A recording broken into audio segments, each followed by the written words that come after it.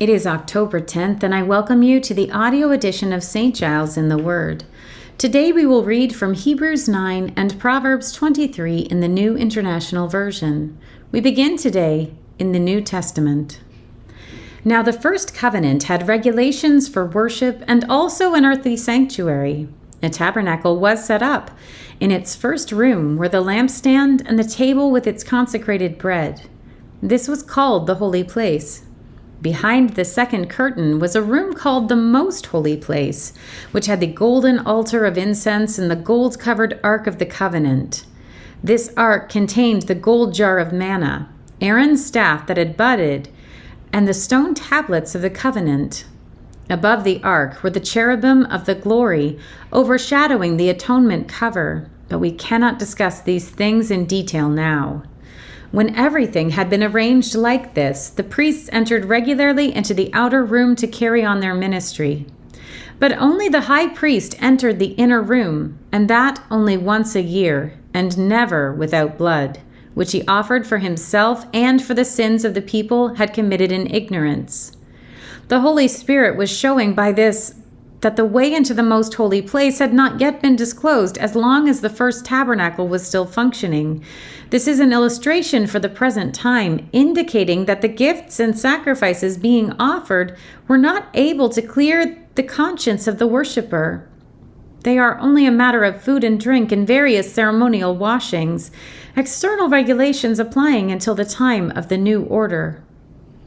But when Christ came as high priest of the good things that are now already here, he went through the greater and more perfect tabernacle that is not made with human hands. That is to say, is not a part of this creation.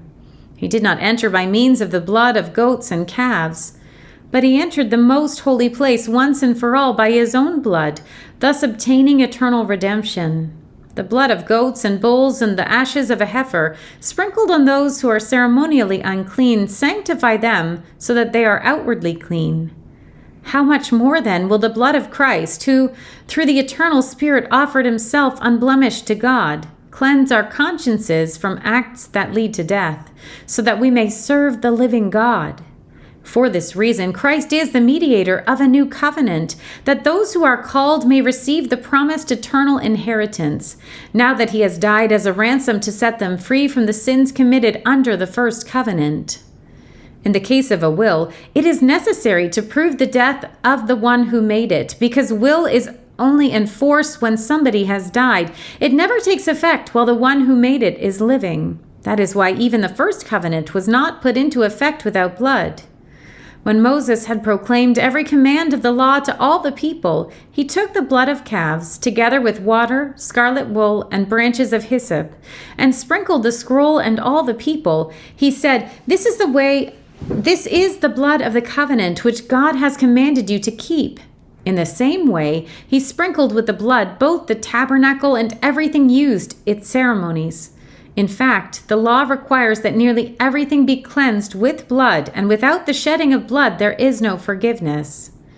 It was necessary then for the copies of the heavenly things to be purified with these sacrifices, but the heavenly things themselves are better sacrifices than these. For Christ did not enter a sanctuary made with human hands that was only a copy of the true one. He entered heaven itself, now to appear for us in God's presence. Nor did he enter heaven to offer himself again and again, the way of the high priest enters the most holy place every year with blood that is not his own. Otherwise, Christ would have had to suffer many times since the creation of the world. But he has appeared once for all at the culmination of the ages to do away with sin by the sacrifice of himself. Just as people are destined to die once and after that to face judgment, so Christ was sacrificed once to take away the sins of many, and he will appear a second time, not to bear sin, but to bring salvation to those who are waiting for him. We turn now to the book of Proverbs. When you sit to dine with a ruler, note well what is before you, and put a knife to your throat if you are given to gluttony. Do not crave his delicacies, for that food is deceptive.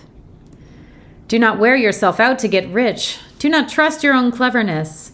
Cast but a glance at riches, and they are gone, for they will surely sprout wings and fly off to the sky like an eagle.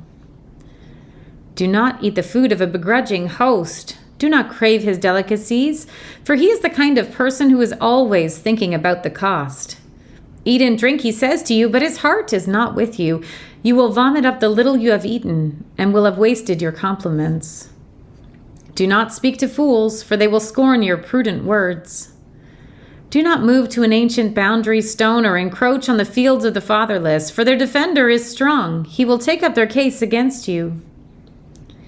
Apply your heart to instruction and your ears to words of knowledge. Do not withhold discipline from a child. If you punish them with the rod, they will not die.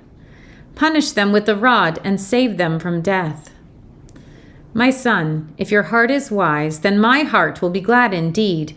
My inmost being will rejoice when your lips speak what is right. Do not let your heart envy sinners, but always be zealous for the fear of the Lord. There is surely a future hope for you, and your hope will not be cut off. Listen, my son, and be wise, and set your heart on the right path. Do not join those who drink too much wine or gorge themselves on meat, for drunkards and gluttons become poor, and drowsiness clothes them in rags.